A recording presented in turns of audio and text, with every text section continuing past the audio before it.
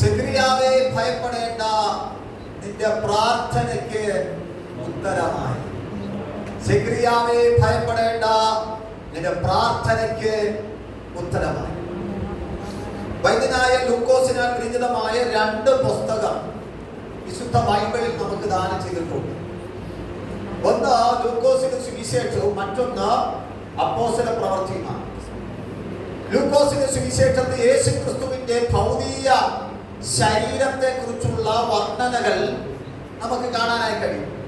മറ്റു സുവിശേഷങ്ങളില്ലാത്ത പല ചരിത്ര സംഭവങ്ങളും ലൂക്കോസിന്റെ സുവിശേഷം പഠിച്ചാൽ നമുക്ക് കാണാനായി കഴിയും. ലൂക്കോസിന്റെ സുവിശേഷത്തിൽ ഏറ്റവും അവസാനം ലൂക്കോസ് വ്യക്തമാക്കുന്നത് യേശു ക്രിസ്തുവിന്റെ ഭൗതിക ശരീരത്തെ അടിച്ചുടച്ച് 3 ദിവസം കല്ലറയ്ക്കകത്താക്കാൻ കഴിയും.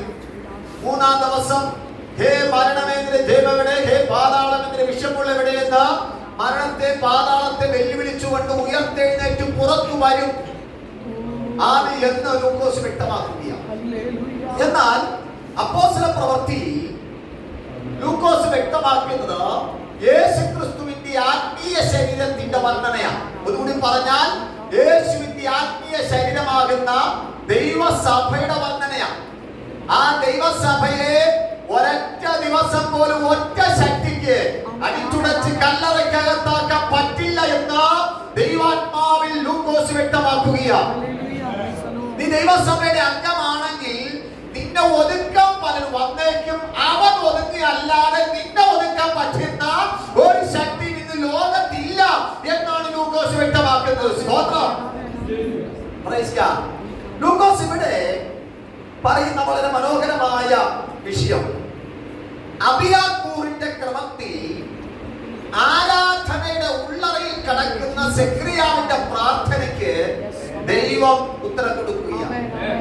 അബിയാക്കൂർ എന്ന് പറയുന്നത് ദാവീദിന്റെ കാലഘട്ടത്തിൽ അഗരോന്യ പൗരോഹിത്യമുള്ള പുരോഹിതന്മാർ വർദ്ധിച്ചപ്പോൾ ദാവീദ് ആ പുരോഹിതന്മാരെ 24 കൂറുകളാക്കി മാറ്റി. അതിൽ 8ാമത്തെ കൂറാണ് അബിയാക്കൂർ. ഈ ചീട്ടിട്ടെടുത്താണ് പുരോഹിതന്മാർ ശുശ്രൂഷിക്കാൻ പോകുന്നത്. മോനെ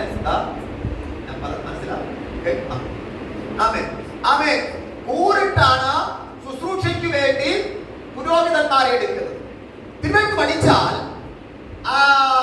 സെക്രിയാവിന്റെ ആ ദിവസം ചീട്ടിട്ടപ്പോൾ അബിയാക്കൂറിന്റെ പേര് വീണു. ആ അബിയാക്കൂർ ചീട്ടിട്ടപ്പോൾ സെക്രിയാവിന്റെ പേര് വീണു ആലയത്തിന്റെ അകത്ത് ശുശ്രൂഷിക്കാൻ. ശ്രദ്ധിച്ചേ, സെക്രിയാവേ, ഇന്ന് നിന്റെ പേര് ചീട്ട് വീണത് ഒരു അബദ്ധമല്ല, ഒരു യാദർച്ഛികമല്ല, മറിച്ച് ദൈവത്തിന്റെ പ്രീപ്ലാന, ദൈവത്തിന്റെ പദ്ധതിയാ. ദൈവത്തിന്റെ കുഞ്ഞെ, നീ ഹോളിന്റെ അകത്തിരിക്കുന്നത് യാദർച്ഛ്യമോ വന്നു കയറിയതല്ല, ആരെങ്കിലും നിർബന്ധിച്ചുകൊണ്ട് കയറ്റിയതല്ല, മറിച്ച് ദൈവത്തിന്റെ പ്രീപ്ലാനിൽ വന്നു കയറിയതാണ്. കാര്യം അറിയാമോ?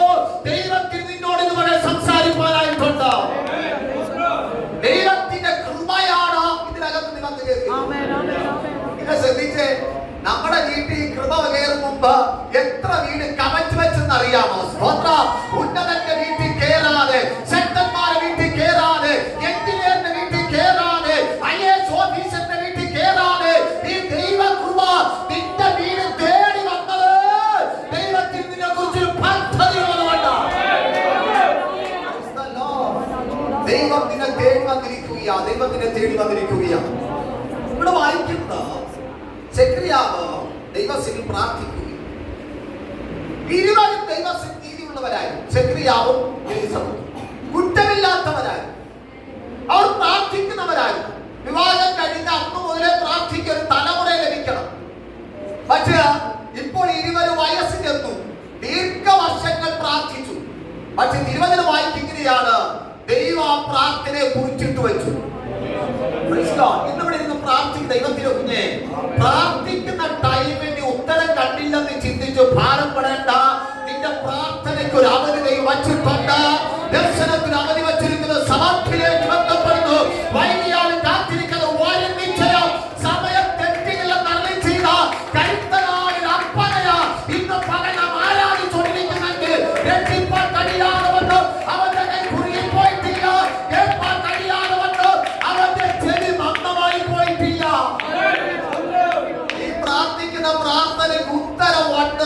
നിശ്ചയം, നിശ്ചയം. വിശ്വസിക്കാൻ തയ്യാറുണ്ട് എത്ര ദൈവമക്കളുണ്ട്? ഈ ദീർഘനാളുകൾ പ്രാർത്ഥിച്ച് മക്കളില്ലാതിരിക്കുക. ഇസ്രായേലിൽ ഒരു കുടുംബത്തിന് മക്കളില്ലെങ്കിൽ നിർണയം. കാരണം സ്ത്രീയുടെ സന്തതി സർപ്പത്തിന്റെ തല തകർക്കും എന്ന വാഗ്ദത്തത്തിന്റെ പുറത്താണ് ഈ കുടുംബം. ആ നിന്ന ചുമന്നോട് നടക്കുക. ഈ നിന്നയുടെ നടുവിലും ശുശ്രൂഷ കളയാതെ സൂക്ഷിക്കുക, അഭിഷേക കളയാതെ സൂക്ഷിക്കുക. ഇന്നിവിടെ എനിക്ക് ദൈവത്തിന്റെ മുന്നേ നിന്ദിക്കുന്ന മനുഷ്യരാ ശുശ്രൂഷ തന്ന ദൈവമാ. അവൻ നിന്ദിക്കുന്ന മനുഷ്യരാ അഭിഷേകം ചെയ്ത് സ്വർഗ്ഗത്തിലെ ദൈവമാ. ഇവിടെ നാം വായിക്കുന്നത് സെഖരിയാവ് ആലയത്തിന്റെ അകത്ത് ധൂപം കാണിക്കുവാനായി കയറിപ്പോയി ധൂപം കാണിച്ചുകൊണ്ടിരിക്കുമ്പോൾ ദൂതം പ്രത്യക്ഷപ്പെട്ട് പറയാ, സെഖരിയാവേ, നിന്റെ പ്രാർത്ഥനയ്ക്ക് ഉത്തരമാണ്. നമ്മുടെ എല്ലാവരും ആഗ്രഹം എന്തെന്നറിയാമോ? ദൈവം ഇറങ്ങി വരണം നമ്മുടെ പ്രാർത്ഥനയ്ക്ക്. എന്റെ ബൈബിളാണ് ഞാൻ കണ്ടത്. ദൈവം ഇറങ്ങിയിട്ട് വളരെ തുലോ ചുരുക്കമിടത്താം. അതിന് പകരം ദൈവം അയക്കുന്നത് ദൈവത്തിന്റെ ദൂതനെയാണ്. 14 ദിവസം വെളിച്ചം കാണാതിരിക്കുന്ന പൗലോസിന്റെ അടുക്കൽ ദൈവത്തിന്റെ ദൂതൻ ഇറങ്ങി വന്നു. സ്തോത്രം. 16 ചേവകരുടെയിൽ 2 ചങ്ങലയാൽ ബന്ധിക്കപ്പെട്ട പത്രോസിനെ വിടുവിക്കാൻ ദൈവദൂതൻ ഇറങ്ങി വന്നു. ഇന്നും പകൽ ചിലർക്ക് വേണ്ടി ദൈവദൂതന്മാർ ചില മേഖലയിൽ ഇറങ്ങുന്ന പകലാണ് ഈ പകലെന്ന് ആത്മാവിൽ ഞാൻ പ്രവചിച്ചാൽ ചാടിപ്പിടിക്കാൻ തയ്യാറുള്ള എത്ര ദൈവമക്കളകത്തിരിപ്പുണ്ട്. നിനക്ക് വേണ്ടി, തലമുറയ്ക്ക് വേണ്ടി, നിന്റെ ശുശ്രൂഷയ്ക്ക് വേണ്ടി, അവരുടെ ജീവിതത്തിന് വേണ്ടി ദൈവത്തിന്റെ ദൂതന്മാർ.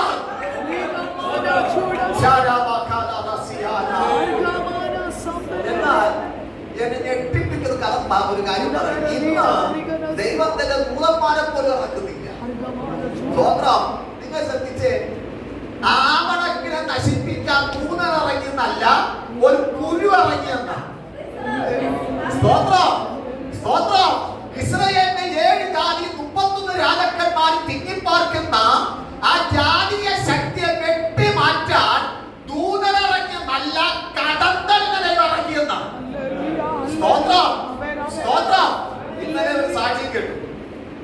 ഉക്രൈനിലെ ഗവൺമെന്റ് അവൻ പ്രാർത്ഥിക്കുന്ന ദൈവവൈദ്യന്റെ ആ ഡോക്യുമെന്റ്സിനെ മുഴുവനും അവൻ അടച്ചു കളയാൻ ഗവൺമെന്റ് ഉദ്യോഗസ്ഥർ തന്റെ ഡോക്യുമെന്റ് കയ്യിലെടുത്ത് അവൻ സ്തോത്രം അതിന് എതിരെ സംസാരിക്കാൻ നിൽക്കുമ്പോൾ കനത്ത മഴ വന്നപ്പോൾ ഇട്ടേച്ചു പോയി. സ്തോത്രം. സ്തോത്രം. അപ്പൊ ഇന്ന് ദൂരം വേണ്ട ഒരു മഴ മതി. സ്തോത്രം. വിശ്വസിക്കാൻ കാശ്മീരില് ഒരു ദൈവദാസനോട് വീട്ടിൽ പ്രാർത്ഥിക്കാം. ശക്തമായി പ്രാർത്ഥിച്ച് മടങ്ങി വരുന്ന സമയത്ത് തീവ്രവാദികളും 1-2 വന്നിട്ട് തോക്കുകൊണ്ട് വെടിവെക്കുക. വെടിവെച്ചുകൊണ്ടിരിക്കുമ്പോൾ അവിടുത്തെ പ്രത്യേകത തോക്കിന്റെ ഒച്ച കേട്ട ഉടനെ കമന്നടിച്ച് വീഴും, നിലത്ത് വീണ് ദൈവദാസന് പമ്പി പിടിച്ചിരിക്കുക. ഇരിക്കുന്ന സമയത്ത് ഒരു കറുത്ത പട്ടി സ്വന്തം ഈ തീവ്രവാദിക്ക് നേരെ കുരച്ചിലോട് കുരക്കില് പട്ടിയുടെ കുരച്ചില് കണ്ടപ്പോൾ ഇട്ടു. ദൂരം വേണ്ട ഒരു പട്ടി മതി. വിശ്വസിക്കാമോ? ഇന്ന് പകൽ നിനക്ക് വേണ്ടി ഏത് സാധ്യത തുറക്കണമോ അത് തുറക്കാൻ കഴിയുന്ന ഒരു ദൈവത്തെ നാം ആരാധിച്ചുകൊണ്ടിരിക്കുന്നത്. വിശ്വസിക്കാൻ പറ്റുമെങ്കിൽ കരം ഉയർത്തി ദൈവത്തെ സ്തോത്രം ചെയ്താലാണ് പോയല്ലോ. വായിക്കുകയാണ്, നിന്റെ പ്രാർത്ഥനയ്ക്ക് ഉത്തരമായി. 2 കാര്യങ്ങൾ പറഞ്ഞ് ഞാൻ ആ യൂട്യൂബിലേക്ക് കിടക്കാം. ദൈവം തുറക്കുന്ന വഴിയുണ്ട്. ദൈവം തുറക്കുന്ന വഴി, പ്രാർത്ഥിച്ചു തുറക്കേണ്ട വഴിയുണ്ട്. ദാവീദിനെ അഭിഷേകം ചെയ്തവൻ പ്രാർത്ഥിച്ചിട്ടല്ല, ദൈവം തുറന്ന വഴിയാണ്. പക്ഷെ അഭിഷേകം ജ്വലിപ്പിക്കുന്നത് പ്രാർത്ഥനയിൽ തുറക്കുന്ന വഴിയാണ്. അങ്ങനെയാണ് ഇന്ന് പകലിന്റെ വഴിയിൽ ഇവിടെ ഇരിക്കുന്ന ദൈവത്തിന്റെ കുഞ്ഞെ, ദൈവം നിനക്ക് ചില വഴികൾ തുറന്നു തരും. അത് അനുഭവിക്കണമെങ്കിൽ പ്രാർത്ഥന ജ്വലിക്കാൻ തയ്യാറാകണം. പ്രാർത്ഥനയിൽ ജ്വലിക്കാൻ തയ്യാറുള്ള എത്ര ദൈവമക്കളകത്തിരിപ്പുണ്ട്? പ്രാർത്ഥനയിൽ ജ്വലിക്കാൻ ആത്മാവിൽ പ്രാർത്ഥനയിൽ ചില വഴികളെ തുറക്കാൻ. നിന്റെ പ്രാർത്ഥനയ്ക്ക് ഉത്തരമായി. എന്തുകൊണ്ട് സെഖരിയാവിന്റെ പ്രാർത്ഥനയ്ക്ക് ഉത്തരമായി? ഒന്ന്, 20 ദൈവസന്നിധിയിൽ യോഗ്യതയുള്ളവരാണ്. ഒന്നുകൂടി പറഞ്ഞാൽ യോഗ്യത നഷ്ടപ്പെടാതെ സൂക്ഷിച്ചവരാണ്. വിവാഹം കഴിഞ്ഞു, ദീർഘവർഷങ്ങൾ കഴിഞ്ഞു, മക്കളില്ലാതിരിക്കുക. അതിന് കുറുക്കു വഴിയോ നോക്കാതെ ദൈവത്തിൽ മാത്രം പ്രതീക്ഷ വച്ചിരിക്കുക.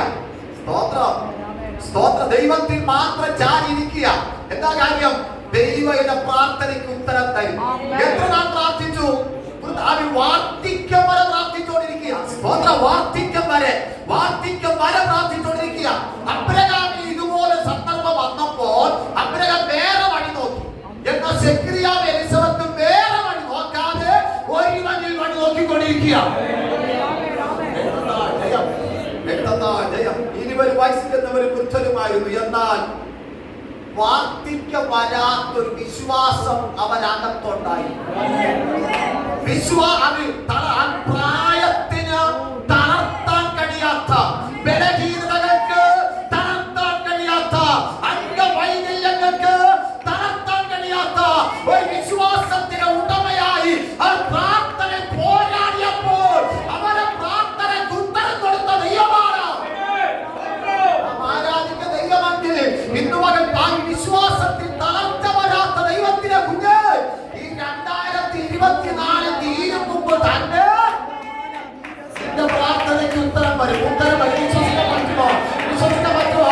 നിന്റെ പ്രാർത്ഥനയ്ക്ക് ഉത്തരം വരും. 2024 തീരാ ദിവസങ്ങൾ മാത്രമേ ഉള്ളൂ, മണിക്കൂറുകൾ മാത്രമേ ഉള്ളൂ.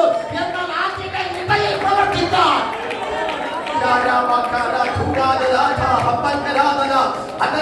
ശരീരത്തിന്റെ വൈകല്യങ്ങൾക്ക് തളർത്താൻ കഴിയാത്ത വിശ്വാസം, പ്രായത്തിന്റെ ക്ഷീണത്തിന് തളർത്താൻ കഴിയാത്ത വിശ്വാസം.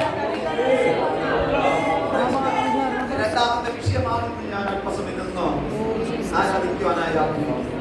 2, സെഖരിയാവ് ആലയത്തിന്റെ അകത്ത് കയറി പ്രാർത്ഥിക്കുക. ആലയത്തിന്റെ അകത്ത് രൂപം കാണിച്ചുകൊണ്ടിരിക്കുക, പ്രാർത്ഥിച്ചുകൊണ്ടിരിക്കുക. ആ സമയത്ത് ദൈവം പറയാം, സെഖരിയാവേ നിന്റെ പ്രാർത്ഥനയ്ക്ക്. സെഖരിയാവ് ഇവിടെ ചെയ്യുന്നത് അവന് വേണ്ടിയല്ല അവൻ പ്രാർത്ഥിക്കുന്നത്. അവന് വേണ്ടിയല്ല അവൻ പ്രാർത്ഥിക്കുന്നത്, ജനത്തിന് വേണ്ടിയാണ്. നിങ്ങൾ ശ്രദ്ധിച്ച്, ആലയത്തിന്റെ അകത്ത് അവൻ ജനത്തിന്റെ ഭാരം ചുമക്കാൻ തയ്യാറായപ്പോൾ അവന്റെ ഭാരത്തിന്റെ കൈവയ്ക്കാൻ എന്റെ ദൈവം ഇറങ്ങി വരികയാണ്. ഇന്ന് പകലിക്കവർ നശിക്കുമോ എന്ന തലമുറയ്ക്ക് വേണ്ടി കരയാൻ, നശിക്കുമോ ജനത്തിന് വേണ്ടി കരയാൻ, ജനം നശിക്കുമോ എന്ന ദേശത്തിന് കരയാൻ നാം തയ്യാറായാൽ നമ്മുടെ വിഷയത്തിന്റെ മേൽ മനസ്സിലാക്കുന്നുണ്ടെന്ന് പ്രതികരിക്കാൻ പറ്റുമോ? സന്തോഷത്തോടെ പ്രതികരിക്കാൻ പറ്റുമോ? നാം ജനത്തിന്റെ ഭാരം ചുമക്കാൻ തയ്യാറായാൽ നമ്മുടെ ഭാരം ചുമക്കാൻ ദൈവം തയ്യാറാകും. നാം ജനത്തിന്റെ ഭാരം ചുമക്കാൻ തയ്യാറായാൽ ദൈവം നമ്മുടെ ഭാരം ചുമക്കാൻ തയ്യാറാകും.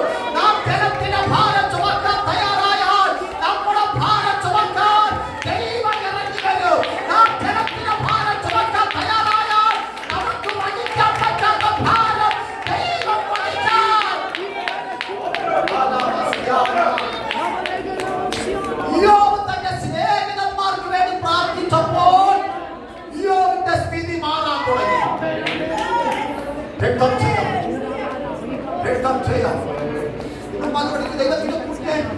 നമ്മുടെ തലമുറയ്ക്ക് വേണ്ടി നാം പ്രാർത്ഥിക്കണം.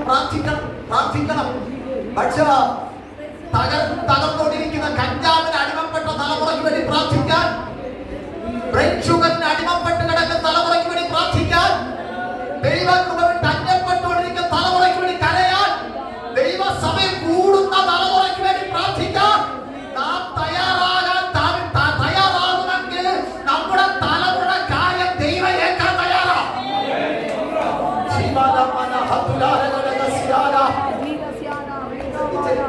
ജനത്തിന്റെ ഭാരം ചുമക്കുക, ജനത്തിന്റെ ഭാരം ചുമക്കുക. നാം ജനത്തിന്റെ ഭാരം ചുമക്കാൻ തയ്യാറായാൽ നമ്മുടെ ഭാരം ചുമക്കാൻ ദൈവം വേഗം ചാച്ചിറങ്ങി വരും. മൊർദെഖായി ഒരിക്കലും രാവിലെ നോക്കിക്കൊണ്ടിരിക്കുമ്പോൾ ഒരു വാർത്ത കേട്ടു. ഈ സ്തോത്രം ഇന്ന മാസം മാസത്തിൽ ഇന്ന ദിവസം ഇസ്രായേൽ ജനത്തെ മുഴുവൻ കൊല്ലാൻ പോകുക. ഇത് കേട്ടോടെ തിരുവെട്ട് വായിക്കുകയാ. കൂലി വാരിയിട്ട് ചാക്ക് വസ്ത്രം ധരിച്ച് ആഹാരം മാറ്റിവെച്ച് പട്ടണത്തിന്റെ വാതിൽക്കൽ കിടന്ന് കരയാൻ തുടങ്ങി. കരഞ്ഞോണ്ടിരിക്കുന്ന സമയത്ത് എസ്തർ ഈ വാർത്ത കേട്ടോണ്ട് എസ്തർ ആളെ വിട്ടോ പറഞ്ഞു, എന്തിനാ ചിറ്റപ്പ ഇങ്ങനെ കിടക്കുന്നത്? ചിറ്റപ്പ ഇങ്ങനെ കിടക്കേണ്ടതാണല്ലോ, ഇങ്ങനെ കിടക്കുന്നത് അത് എനിക്ക് അപമാനം. ചിറ്റപ്പൻ ഇങ്ങനെ കിടന്നാൽ എനിക്ക് അപമാനം. ഇത് കണ്ടിട്ട് എസ്തർ നല്ല കൂട്ട് കൊടുത്തു. ബൈബിൾ വാക്യം പറഞ്ഞു, നല്ല കൂട്ടും നല്ല കോട്ടും. എന്തിനാ? ചിറ്റപ്പൻ ധരിക്കാൻ. ചിറ്റപ്പൻ പറഞ്ഞൊരു പദം എന്തെന്നറിയാമോ? എന്റെ ജനം നശിക്കാൻ പോകുക, എന്റെ ജനം നശിക്കാൻ പോകുക. ഞാൻ ഈ കോട്ടിട്ടിരിക്കാൻ സമയമല്ല. എന്റെ സന്തോഷം മാറ്റിവെച്ച, എന്റെ സന്തോഷം മാറ്റിവെച്ച്, എന്റെ ആനന്ദം മാറ്റിവെച്ച്, എന്റെ ആഹാരം മാറ്റിവെച്ച് ജനത്തിന് വേണ്ടി കരയാം.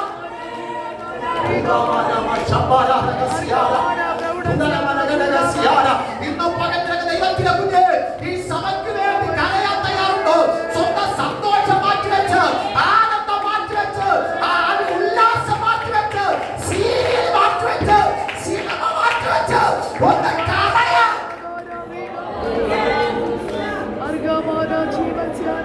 നമ്മുടെ സന്തോഷം മാറ്റിയാലേ ജനത്തിന്റെ വേദന ചുമക്കാൻ പറ്റും.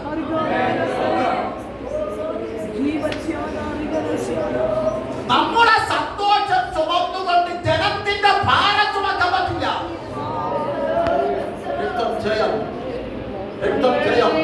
നമ്മുടെ സന്തോഷം അല്പം മാറ്റിവെച്ചാൽ നിന്റെ കാര്യം ദൈവം ഏറ്റെടുക്കാൻ തയ്യാറാണ്. നിങ്ങൾ ശ്രദ്ധിച്ചേ, ദൈവത്തെ തൊടുന്നവന് മാത്രമേ ജനത്തിന്റെ ഭാരം വഹിക്കാൻ പറ്റൂ. ദൈവത്തെ തൊടണം. ദൈവത്തെ തൊട്ട് കഴിഞ്ഞ അവന് ജനത്തിന്റെ ഭാരം കാണുമ്പോൾ കരയും. സ്തോത്രം, സ്തോത്രം, സ്തോത്രം. ഈ ജനത്തിന്റെ ഭാരം ചുമന്ന് കരയുന്നവന്റെ കരത്തിന്റെ വലിപ്പത്രം അറിയാം. നമ്മുടെ കയ്യിൽ വലിപ്പം കൂടി വന്നത് 3 അടിയാണ്. അല്ല, പക്ഷപാതം ചെയ്ത് കരയുന്നവന്റെ കയ്യിൽ വലിപ്പം എന്നറിയോ? കഥാദാസൻ വെസ്ലി ഡുവൽ എന്ന് പറയുന്ന ദൈവദാസൻ തന്റെ പുസ്തകത്തിൽ ഇങ്ങനെ എഴുതി വെച്ചിരിക്കുക. യൂറോപ്പിൽ നിന്ന് ഇന്ത്യയിൽ താൻ മിഷണറി ആയിട്ട് തന്റെ ഒരു മകൻ പിന്നാലെ നടക്കുക, ദൈവത്തെ പോയി കിടക്കുക. താൻ നാളുകൾ പ്രാർത്ഥിക്കുക, മാസങ്ങൾ പ്രാർത്ഥിക്കുന്നു. ഒരു ദിവസം ഫോൺ കൊടുക്കും. അമേരിക്ക ഇതാണ് ദൈവദാസനെ തന്റെ മകന് വേണ്ടി പ്രാർത്ഥിക്കാൻ എനിക്ക് നിയോഗമുണ്ട്, പ്രാർത്ഥിക്കാമോ? പ്രാർത്ഥിക്കാം. അമേരിക്കയിൽ നിന്ന് ആ ദൈവദാസി ഇന്ത്യയിൽ നിന്ന് ആ ഡുവലും ഡുവലും പ്രാർത്ഥിക്കുക. പ്രാർത്ഥന കഴിഞ്ഞു. 7ാമത്തെ ദിവസം കത്ത് വരിക.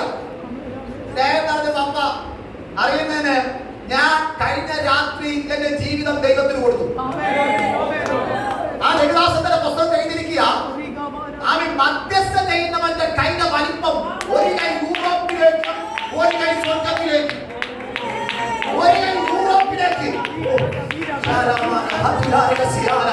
ജനത്തിന്റെ ഭാരം വഹിച്ച് പ്രാർത്ഥിക്കാൻ തയ്യാറായ ആ ജനങ്ങൾ എവിടെ കിടക്കുമ്പോ അത്രയും ദൂരത്ത് നിന്റെ കൈ കടക്കാറില്ല.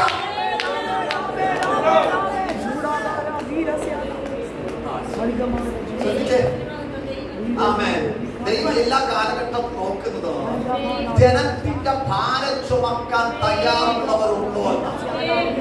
ജനത്തിന്റെ ഭാരം ചുമക്കാൻ തയ്യാറുള്ളവരുണ്ടോ? തിരൂരിന്റെ ഭാരം ചുമക്കാൻ തയ്യാറുള്ളവരുണ്ടോ? മുളങ്കുന്നത്തുകാവിന്റെ ഭാരം ചുമക്കാൻ തയ്യാറുള്ളവരുണ്ടോ? കോലടി പഞ്ചായത്തിന്റെ ഭാരം ചുമക്കാൻ തയ്യാറുള്ളവരുടെ അകത്തുണ്ടോ? തൃശൂർ ജില്ലയുടെ ഭാരം ചുമക്കാൻ തയ്യാറുള്ളവരുടെ അകത്തുണ്ടോ എന്നാ ദൈവം ഇതിനകത്ത് നോക്കിക്കൊണ്ടിരിക്കുന്നു. പറയുന്നൊരു പദമുണ്ട്, ഞാൻ ദേശത്തെ നശിപ്പിക്കാതെ വണ്ണം അതിനെ മതിൽ കെട്ടി അവൻ എന്റെ മുമ്പാകെ നിൽക്കേണ്ടതിന് ഒരുവരെ ഞാൻ അന്വേഷിച്ചു, കണ്ടെത്തിയില്ല.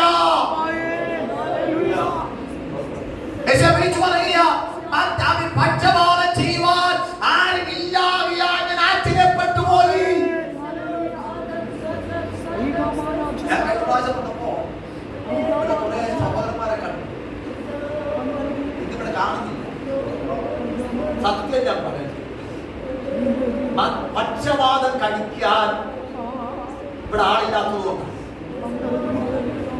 ആളില്ലാത്തതുകൊണ്ടാണ്. അത് കൈയടിക്കാൻ ആളുണ്ടോ, പാട്ടുപാടാൻ ആളുണ്ടോ, കാര്യങ്ങൾ പറയാൻ ആളുണ്ടോ, പക്ഷപാതം കഴിപ്പാൻ ആളില്ല. ഇന്ന് പകലൊന്ന് പറയാം, അപ്പ ഇത് എന്റെ കുറ്റമ, ഞാൻ തയ്യാറാ, ഞാൻ ഇവിടെ ഉണ്ടപ്പ, ഞാൻ അതിന് തയ്യാറാ എന്നൊന്ന് പകൽ പ്രാർത്ഥിക്കാൻ തയ്യാറുണ്ട്. എത്ര ദൈവമക്കളുണ്ട്? ദൈവത്തിന് അർപ്പിച്ചു കൊടുക്കാൻ തയ്യാറുണ്ട്. അപ്പ ഞാൻ ഇവിടെ ഉണ്ടപ്പ, ജനത്തിന് വേണ്ടി പക്ഷപാതം കഴിക്കാൻ രാവും പകലും ഓരോരോ കണ്ണുകളൊഴുക്കി കരയാൻ ഞാൻ ഇവിടെ ഉണ്ട് ദൈവമേ എന്നൊന്ന് പറഞ്ഞ് സമർപ്പിക്കാൻ തയ്യാറുള്ള സ്തോത്രം. ഈ ബൈബിൾ പറഞ്ഞ പഠിച്ച ദൈവസഭ ക്രിസ്തുവിന്റെ ശരീരമാണ്. എല്ലാവരും ശ്രദ്ധിച്ചു, ക്രിസ്തുവിന്റെ നമ്മുടെ ശരീരത്തിന് രണ്ട് പാർട്ടുണ്ട്, ഇന്നർ പാർട്ടും ഔട്ടർ പാർട്ടും. ഇന്നർ പാർട്ട് എല്ലാവരും കാണുന്നുണ്ട്. കൈ കാണുന്നുണ്ടല്ലോ, കാല് കാണുന്നുണ്ടല്ലോ, കൈ കാണുന്നുണ്ടല്ലോ. എന്റെ ഇന്നർ പാർട്ട് ആരെങ്കിലും കാണുന്നുണ്ടോ? സ്വന്തം കരള് കണ്ട ആരെങ്കിലും ഇവിടെ ഉണ്ടോ? സ്വന്തം ഹാർട്ട് കണ്ടവിടെ ആരെങ്കിലും ഉണ്ടോ?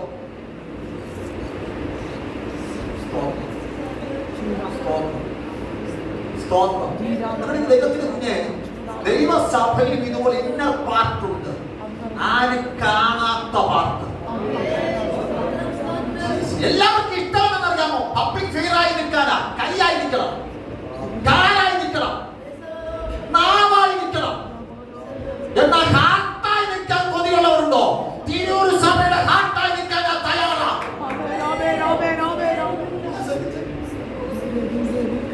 ഈ ഇന്നർ പാർട്ട് ആദ്യം കാണുന്നതാണ്. ഈ കരളൊന്ന് കേടായുള്ള പ്രശ്നം എന്നറിയാം. ഔട്ടർ പാർട്ടിൽ പ്രശ്നം ഉണ്ടാവും. എന്നുവെച്ചാൽ കാണണം, വിസിബിൾ ആയ ആ ഓർഗൻസിൽ പ്രശ്നമാവും. കൈയും കാലിനൊക്കെ നീരാവും, തളരാൻ തുടങ്ങും, രക്തത്തിൽ അശുദ്ധി വ്യാപരിക്കാൻ തുടങ്ങും. എന്താ കാര്യം അറിയാം? ആർക്ക് കണ്ടെത്താൻ പറ്റും? വിഷയങ്ങളുള്ളൂ. ഇന്നർ പാർട്ട് കേട് വന്നതാ. ഇന്ന് പകലിന്റെ വേളത്തിൽ ദൈവത്തിന്റെ കുഞ്ഞെ, ദൈവസഭയുടെ രഹസ്യ അറയിൽ പ്രാർത്ഥിക്കുന്ന ഒരു ഇന്നർ പാർട്ടായി തീരാ.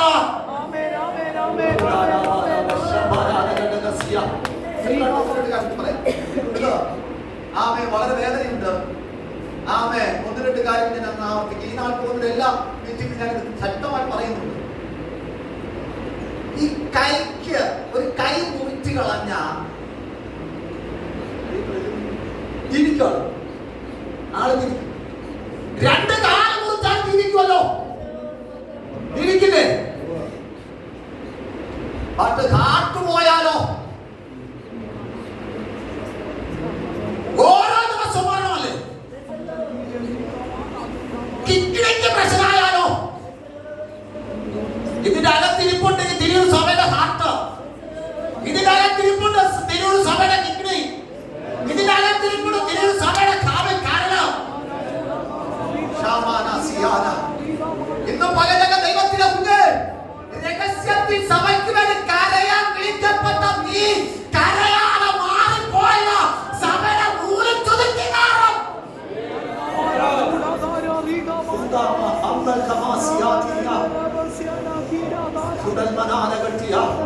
ഇന്ന് മകൻ മടങ്ങി വരാൻ തയ്യാറുള്ള എത്ര ദൈവമക്കളുടെ അകത്തിരിപ്പുണ്ട്? മടങ്ങി വരാൻ തയ്യാറുള്ള ദൈവമക്കളുടെ അകത്തുണ്ടെങ്കിൽ ഒരു നിമിഷം സ്തോത്രം ചെയ്യാൻ പറ്റുമോ?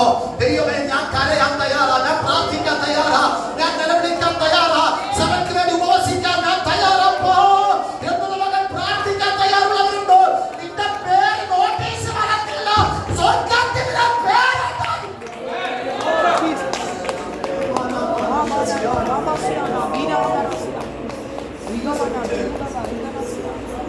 ഈ ഹാർട്ട് ഇങ്ങനെ അടിക്കുന്നതുകൊണ്ട് കൈക്ക് നല്ല ചലനമാണ്. ഹാർട്ട് ഒന്ന് സ്റ്റക്കായ കൈയുടെ ചലനം പോകും കേട്ടോ. സ്തോത്രം, സ്തോത്രം. പറയുന്ന പരസ്യവും എഫക്റ്റായി മാറുന്ന ഹാർട്ട് അടിക്കണം. ഇതിനകത്ത് കേറുന്നവൻ ജീവനോട് നിൽക്കണമെങ്കിൽ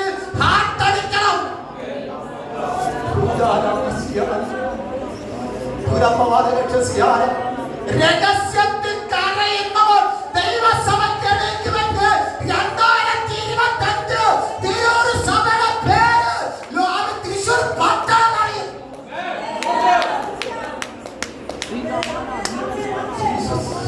കരയാൻ തയ്യാറുള്ള ദൈവമക്കളുണ്ടോ? കരയാൻ തയ്യാറുള്ള ദൈവമക്കളുണ്ടോ? കരയാൻ തയ്യാറുള്ള ഒരു തീരുമാനം എടുക്കാൻ തയ്യാറുണ്ടോ? അറിയാമോ, ഇന്നലെ രാത്രി മുഴുവനും ഞാൻ സഭയ്ക്ക് വേണ്ടി കരയുന്നു. നീ ഹാർട്ടല്ല, നീ നോക്കാം. നീ കൊട്ടിക്കോഷിക്കുന്ന കാറ്റ് പമ്പടിക്കുന്ന ആരെങ്കിലും കാണണം. കാരണം നമ്മുടെ ബ്ലഡ് പ്യൂരിഫിക്കേഷൻ ചെയ്തോണ്ടിരിക്കുക. ആരെങ്കിലും കാണുന്നുണ്ടോ? ഇന്ന് രാവിലെ ഹാർട്ട് യൂറിനും എന്റെ ബ്ലഡൊക്കെ ഞാൻ ക്ലിയർ ആക്കുന്നത് കണ്ടിട്ടാ വാഷിന്റെ അകത്ത് വന്നേന്ന് ആരെങ്കിലും പറയാൻ പറ്റുമോ? അപ്പൊ പ്രാർത്ഥിക്കാൻ വിളിക്കപ്പെട്ടവൻ ആരും കാണില്ല. അത് സാക്ഷ്യം പറഞ്ഞ് നടക്കുന്ന സംഭവമല്ല.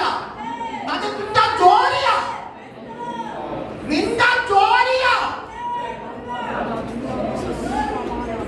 നീ ചെയ്യാത്തതാ നീര് പിടിക്കാൻ കാരണം, നീ ചെയ്യാത്തതാ സ്റ്റക്കാകാൻ കാരണം, നീ ചെയ്യാത്തതാ പാരലൈസ് വരാൻ കാരണം. തയ്യാറുണ്ടോ അപ്പ? ഞാൻ മടങ്ങി വരികയാണ്, ഞാൻ മടങ്ങി വരികയാണപ്പാ. ആത്മാവിസ്താഴ്ചയിൽ ഒരു ദിവസമെങ്കിലും ഞാൻ പ്രാർത്ഥിക്കും സഭയ്ക്ക് വേണ്ടി. ആ മാസത്തിൽ 3 ദിവസം ഉപവസിക്കില്ല സഭയ്ക്ക് വേണ്ടി. അങ്ങനെ ഒരു തീരുമാനമെടുക്കാൻ പറയാൻ തയ്യാറുള്ള എത്ര ദൈവത്തിനകത്തിരിപ്പുണ്ട്. അസാധാരണ വിടുതലുകൾ ദൈവസഭയ്ക്കകത്ത് നടക്കും. നീ ആ തീരുമാനമെടുത്തോ, നിന്റെ ഭാരം ദൈവം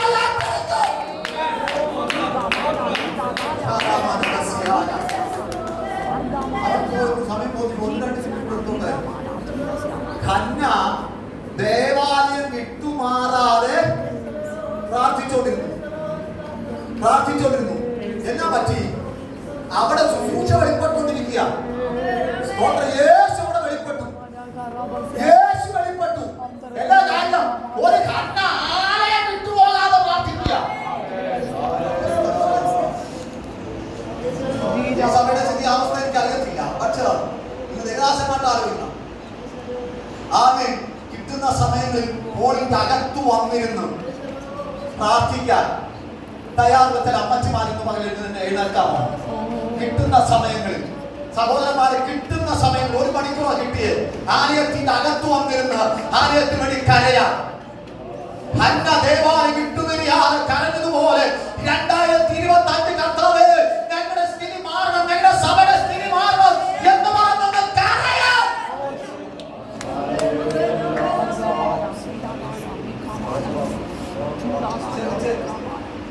വലിയ ദുരന്തം സംഭവിക്കാൻ പോകും. വലിയ ദുരന്തം. ഇത്രയും ശക്തമായി പ്രസംഗിക്കുമ്പോൾ ഉറങ്ങുന്നവരെ കാണുമ്പോൾ ചന്ദ്രൻ പുകച്ചുണ്ട്. സ്വന്തം പറഞ്ഞേ, കരകേട്ടി സ്വന്തം പറഞ്ഞേ, ഒന്ന് കരകേട്ടി ശബ്ദം സ്വന്തം. വലിയ ദുരന്തം നടക്കാൻ പോവുക. സ്വന്തത്തിൽ നിന്ന് തീയും ഗന്ധം ഇറങ്ങാൻ പോവുക. ഇത് കേട്ട ഉടനെ ഒരു പുള്ളി ഇത് പ്രാർത്ഥിക്കുക. പ്രാർത്ഥന എന്നറിയാവോ? 50 പേരുണ്ടെങ്കിൽ 40 ആയാലോ, 30 ആയാലോ, അപ്പൊ അത് ഒരു 5 ആളായാലോ. ഇവർക്ക് വായിക്കില്ല. ആ അബ്രഹാമിന്റെ കരച്ചില് ലോത്തിന്റെ മേൽ ഗന്ധം വീണില്ല, തീ ഇറങ്ങിയില്ല. ഇവിടെ ദൈവത്തിന്റെ മുന്നേ ആരൊക്കെയോ ഇതുപോലെ കരഞ്ഞത് കൊണ്ടാ നീ ഇതിന്റെ അകത്ത് കയറി വന്ന കാര്യം മറക്കരുത്. ആരൊക്കെയോ ഇതുപോലെ മോശിച്ചു, ആരൊക്കെ ഇതുപോലെ വർക്ക് ചെയ്തു, ആരൊക്കെയോ കലവിളിച്ചു. അതുകൊണ്ട്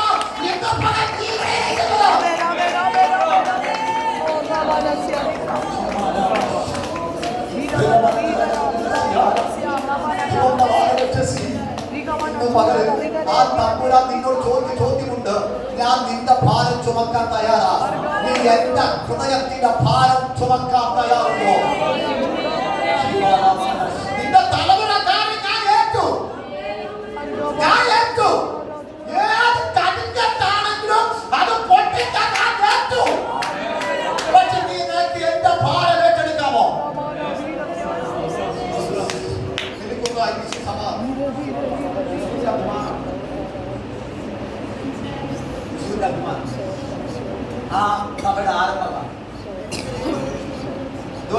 ഒരു ദൈവദാസനും കൊടുത്തു. 10 പൈസ കിട്ടി ദൈവദാസൻ പോയി.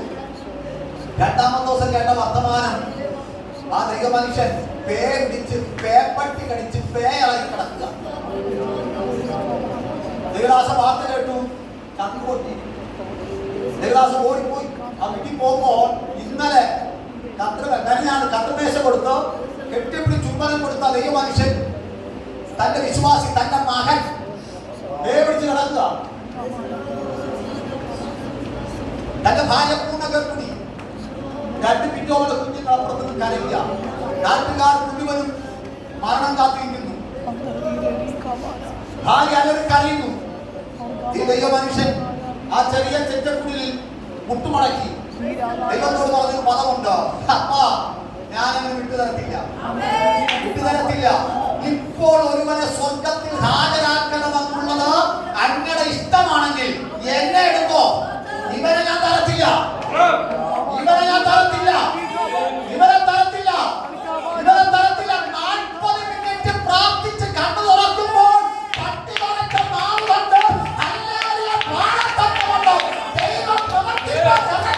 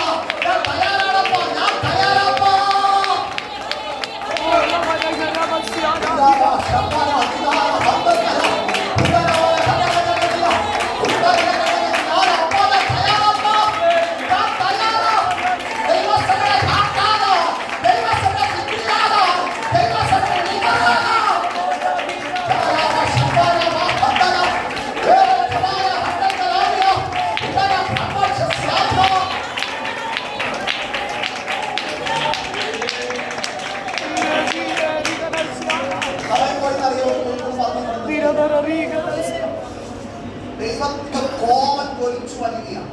ആർക്കെതിരെ? ഇസ്രായേലിനെതിരെ കോപിച്ചിങ്ങനെ വരിക. വരുന്ന സമയത്ത് മോശയോട് പറഞ്ഞു, മോശേ ഞാൻ കൂട്ടാൻ പോവുക, ഞാൻ കൊല്ലാൻ പോവുക.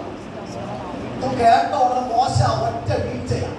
വീഴ്ച പറയുന്ന പദമുണ്ട്, എന്നെ കൊന്നോ എന്നാൽ അവരെ കൊല്ലാൻ ഞാൻ സമ്മതിക്കില്ല. ഒരു പദമുണ്ട്. ദൈവം പറയാ, മോശേ എന്നെ വിട്, ഞാൻ പോട്ടെ, എന്നെ വിട്, ഞാൻ പോട്ടെ. ആരായി പറയുന്നത്? സർവശക്തൻ, സർവശക്തൻ, സർവവ്യാപി, സർവത്തിന്റെ ഉടമസ്ഥൻ ആ കർത്താവ് പറയാ, എന്നെ വിട്. ആരോടാ പറയുന്നത്? കറ്റിത്തൂട് പോലിരിക്കുന്ന മോശയോട്, ഇക്കലായ മോശയോട്. ഇന്ന് പകൽ പക്ഷപാതം ചെയ്യാൻ നീ തയ്യാറായ നിന്റെ അനുവാദം കൂടാതെ അണങ്ങാൻ പറ്റാത്ത രീതിയിൽ കർത്താവായി തീരുക. അവരെ